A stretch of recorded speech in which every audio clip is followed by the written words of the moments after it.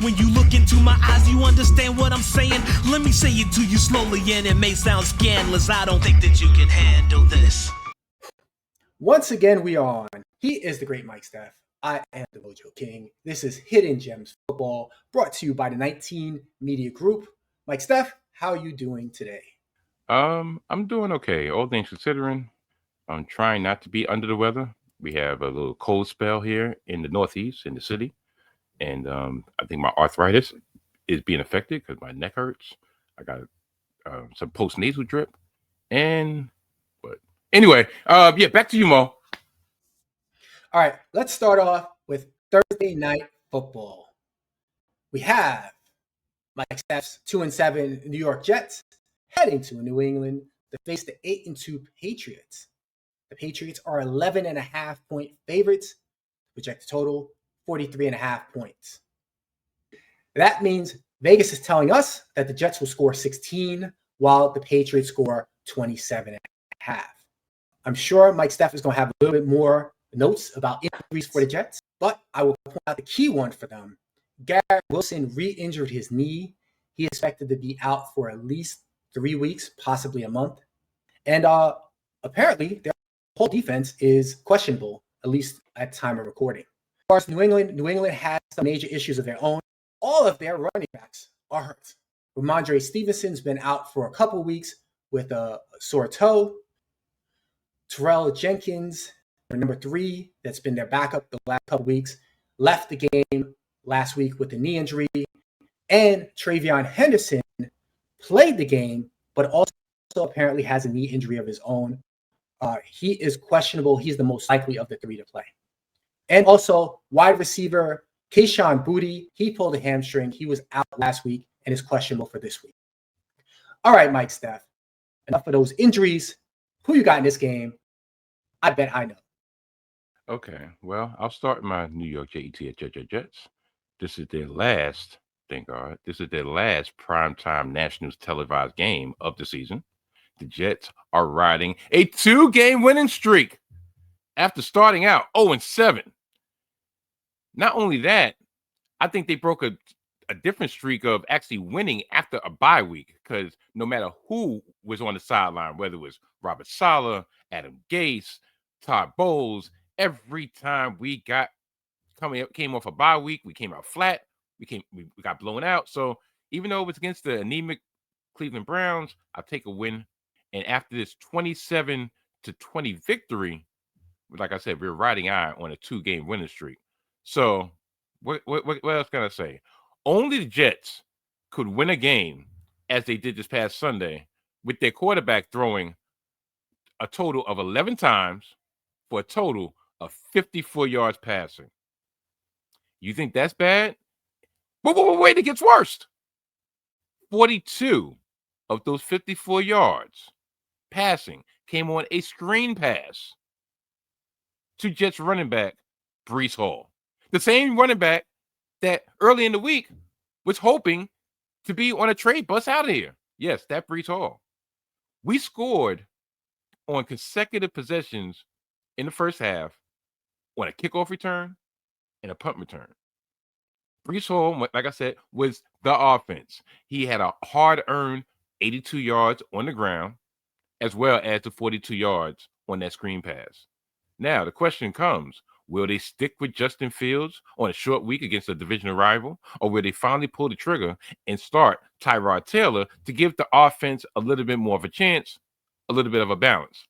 Now, this might sway them one way or another, and that was the aforementioned injury to our star wide receiver, Garrett Wilson. Even though they say he's rehabbing the injury and no surgery is expected, 3 to 4 weeks, yeah, that's about right. It questions why they would put him on the field. Coming off a bye week, yes, I understand, but it wasn't pristine conditions Sunday. And if you're coming off a knee injury, why would you put him in the raining, cold conditions, especially at MetLife Field? But that's neither here nor there. It's just our luck. Tell you the truth, if I was them, I probably would shut him down for the rest of the season. Now, the Patriots are coming off riding high off a 28-23 victory over Baker Mayfield and the Tampa Bay Buccaneers on the road. to give New England its 7th straight victory and push them to a record of 8-2. Do you know that they doubled the total wins from all last year in the first 10 weeks of the season? A bonus was that the Bills lost to the Dolphins in shocking fashion, and now they have not only a lead in the AFC East, they have a 2-game lead with 1 game in hand. Travion Henderson, who you just mentioned on the injury report, finished with a career-high 147 yards and 2 touchdowns on 14 carries. The former Ohio State star had just 1 touchdown on the season before this past Sunday. Drake Maye continuing his MVP caliber season, going, albeit the completion percentage wasn't great, 16-31, 270 yards, 2 touchdowns and an interception, but more importantly, led his team to a win. Mac Hollins, former Bill, had 106 yards on 6 catches. Now, getting to this line. The Jets are traveling to New England. Mike Vrabel was in the running, or at least we thought he was in the running to be the next Jet head coach. But we were bamboozled by a former Patriot player, because did anybody really believe, myself included, that he was going to actually choose the Jets to take the reins on? The only way he was going to do that was as if for revenge against the Patriots. Once the Patriots found out that he was even dabbling with the Jets, they snatched him up, kicked Gerard Mayo to the side, and now they're 8-2. Meanwhile, we're 2-7 with our former player in charge, Aaron Glenn. So that was a nice diversionary tactic, because I really don't want to pick this game. But I have a job to do. So 11.5 points. The problem is we don't have offense. And it's a short week. And I am riding high and against the spread this year, so I don't really want to mess up my pristine record. But at the same time, I'm going to think with my heart and not my head. I'm going to do the opposite of SWV back in 1996, and I'm going to choose the New York Jets plus 11.5 to cover the spread. And the over/under, I'm going to go under, because if we're going to be able to knock them and stay within 10 points, we need that score to be low. So New York Jets plus 11.5, over/under, under. Yeah, I don't think this is necessarily a good game, but this is an interesting spread. You talked about the Jets. You talked about Fields only getting 54 yards passing. They scored 27 points against Cleveland to win, but 2 of them were returns. Wasn't much offense there.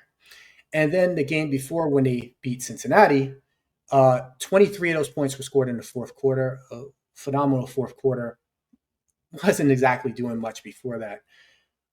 Meanwhile, the Patriots, their rush defense has given up the least rushing yards per game in the league.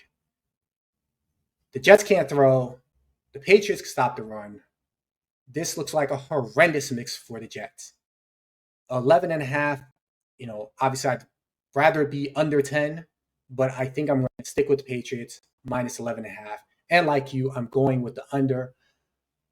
I just don't think the Jets are going to score hardly at all without some fluky luck. This is a 19 Media Group presentation. All right, we're off to a start here. Yeah, just throw it back into your lap, right? Yeah, take this grenade.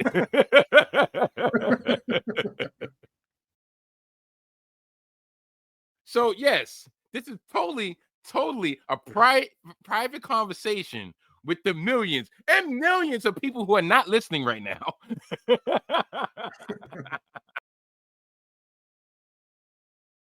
right. Once again, we are on. I think my voice is cracked. Yes, it did. Reach puberty. What do you want?